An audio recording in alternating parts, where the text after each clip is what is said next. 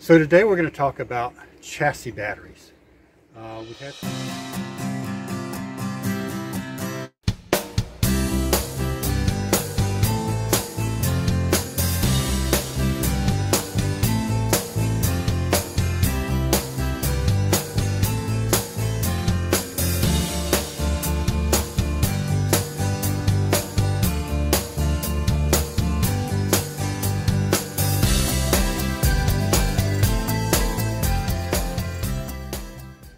We've had some issues recently with the RV not wanting to crank.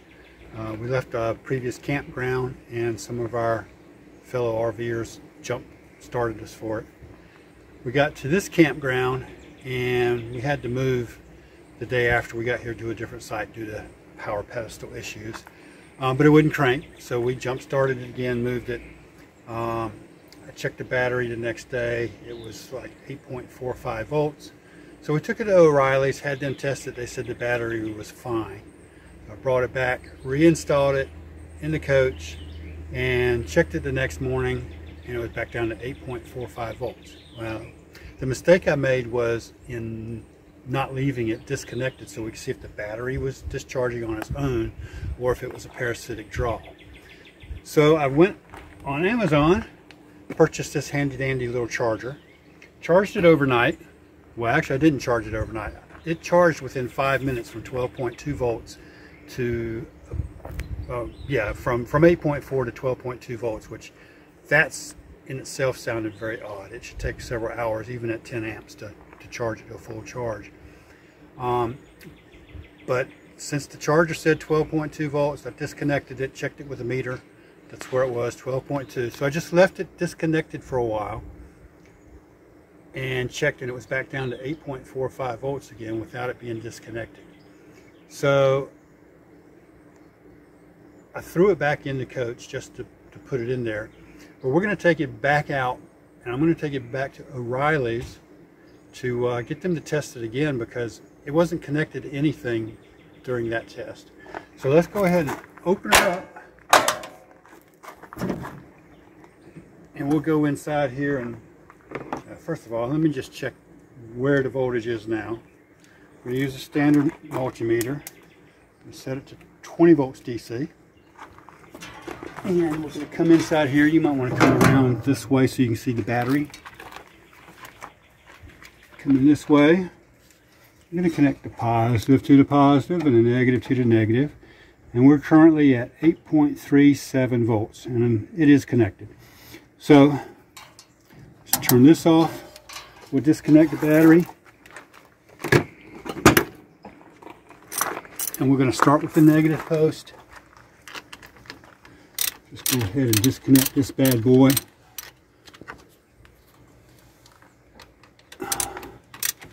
And we're going to take the battery out and we're going to take him back to O'Reilly's. Get them to charge it up and test it again to make sure we don't have a bad cell. The charger that I got has an issue in that the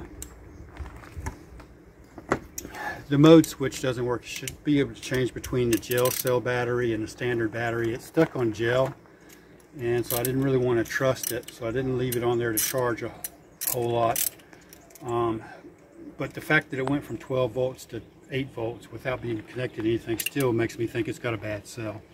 So we're going to remove her, take out this clamp that holds the battery in place, and then we're going to take it back to O'Reilly's, have them test it again, charge it back up, and when we bring it back, I'm going to leave it disconnected overnight, and then we'll check again tomorrow to see if it drained without having any kind of draw on it, and that will eliminate the possibility of a parasitic draw. So we just got back from O'Reilly's. They tested the battery a second time, and this time they determined that the battery is indeed bad. There's a 3-year warranty on it. It was only a little over a year old. Unfortunately, because we weren't the original owners, the warranty didn't apply for us, so we had to buy a new battery. So anyway, I'm going to just throw it in the bay for tonight. I'm not going to disconnect it. Better get this heavy thing out of here. So we're going to just throw it in here for tonight, leave it disconnected in case we have any parasitic draw.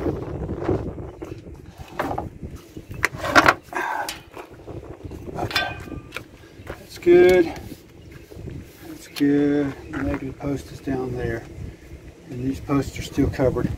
So we're just going to leave it in overnight, and tomorrow morning I'll actually connect the posts and just check it in a couple hours and make sure that the voltage is still holding so we don't have any parasitic draw.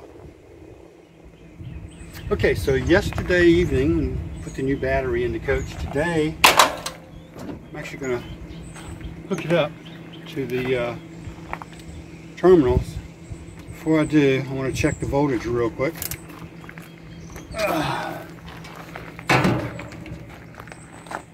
So we'll put positive on the positive, negative on the negative, and we are currently at 12.6 volts.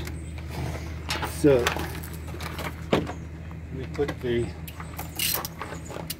positive post on first. Pull this cap off.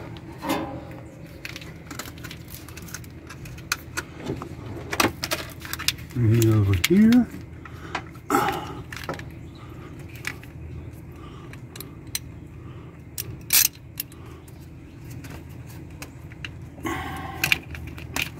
To loosen them up just a tad.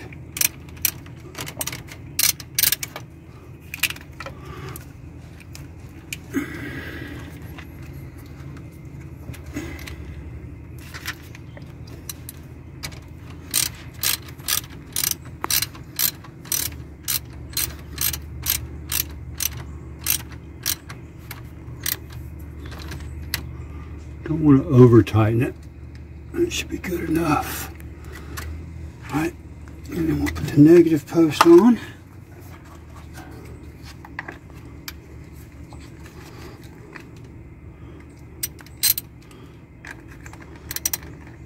Post must be just a tad bigger than the other battery.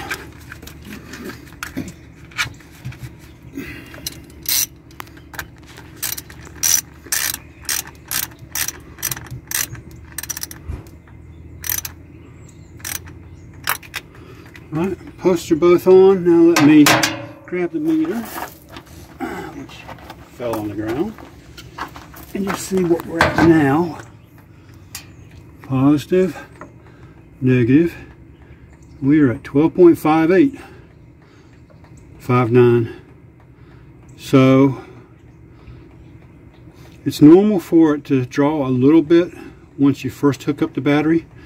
So we're going to say 5.6 still. I'm going to leave the battery connected for a couple hours, and then we'll come back and check and see where the voltage is. So it's been almost 2.5 hours since we connected the battery.